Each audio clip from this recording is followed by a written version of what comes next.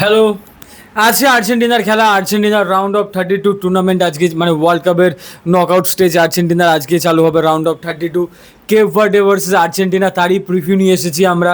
আমরা already Portugal versus ক্রোয়েশিয়ার match দেখলাম, বিভিন্ন ম্যাচগুলি দেখে নিয়েছি। এখন আমাদের ম্যাচ আজকে শুক্রবার, তো শুক্রবার রাত্রিবেলা, যেটা শনিবার ভোরবেলা হবে 3:30 সময় ইন্ডিয়ান স্ট্যান্ডার্ড টাইমে খেলা দেখতে পারবো, আর্জেন্টিনা ভার্সেস কেপ ভার্ডে। এবার এই ম্যাচের প্রিভিউ করে সেরকম কোনো কিছু লাভ নেই, বেশি ভিডিওটা বড় করেও লাভ নেই, কেন it's easy match on paper, কিন্তু অ্যাকচুয়ালি ওয়ার্ল্ড কাপের কোনো ম্যাচই ইজি হয় না, এটা আমাদের বুঝতে হবে। কেপ ভার্ডে এমন একটা গ্রুপের সেকেন্ড পজিশনে ফিনিশ করেছে, যেই গ্রুপে স্পেন ছিল, উরুগুয়ে ছিল, সৌদি আরেবিয়া ছিল, প্রত্যেকটাই অনেক অনেক হাই র্যাঙ্কিংয়ে পজিশনে আছে কেপ ভার্ডের থেকে। সো সেইখানে কেপ ভার্ডে কিন্তু সেকেন্ডে ফিনিশ করেছে। কেপ ভার্ডেকে লাইটলি নিলে খুবই ভুল হবে, আর আর্জেন্টিনা টিম লাইটলি নেবে না, স্কালোনি লাইটলি নেবে না, মেসিও লাইটলি নেবে না।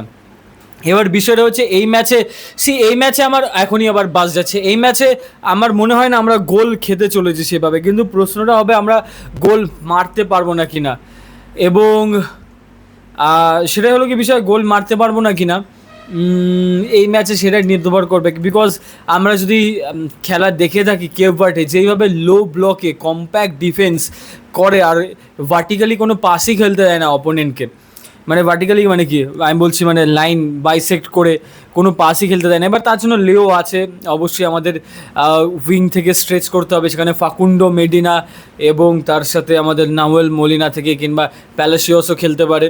এখন দেখা যাক, কিন্তু লেও যতক্ষণ আছে ততক্ষণ অসুবিধা নেই। সো সেই বিষয়টা আছে। যদি এই ম্যাচটা হেরে যাই তাহলে তো ভাই আর কিছু বলার নেই, যদি এই ম্যাচটা হেরে যাই। এবং আজকে 12:30টার সময় খেলা আছে অস্ট্রেলিয়া ভার্সেস ইজিপ্ট, ওই ম্যাচ যে জিতবে, আমরা যদি কেপ ভার্ডের সাথে জিতে যাই তাহলে তার সাথে রাউন্ড অফ 16 পড়বে। রাউন্ড অফ 16 অন পেপার, আমাদের অন পেপার সত্যি সোজা আছে পর্তুগালের থেকে। এবার কিন্তু তাও দেখতে হবে, মানে world cup is not easy boys, world cup is not easy, কোনো গেমই কিন্তু ইজি নয়। আর মানে হ্যাঁ, অন পেপার ইজি হয়েছে তারও কারণ আছে, বিকজ আমরা গ্রুপে ফার্স্ট পজিশনে ফিনিশ করেছি। এই ম্যাচে তোমাদের প্রেডিকশন কি?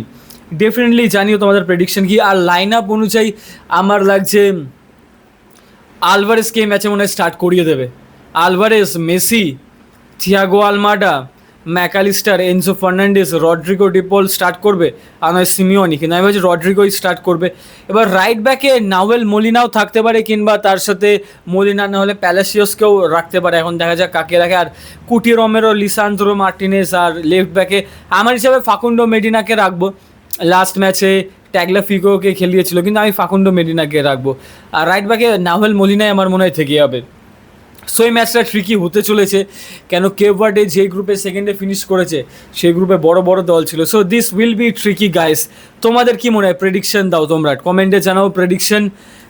এবং আমরা সবাই জানো আমরা ওয়াচেলং করছি ওয়ার্ল্ড কাপের, আজকে ওয়াচেলং করেছি। তো 3:30টার সময় টিউন থেকো। আমার প্রত্যেক দিনই 5-10 মিনিট লেট হয়ে যায়, আমি আজকে চেষ্টা করবো আগে আসার, এখন দেখা যাক কী হয়। So that is the thing, বড় করে লাভ নেই এই ভিডিওটা, কেন কেপ ভার্ডের সাথেই খেলা। সো দেখা হচ্ছে ওয়াচ অলংয়ে। Bye for now guys. আর প্রেডিকশনটা ডেফিনেটলি কমেন্টে জানাও।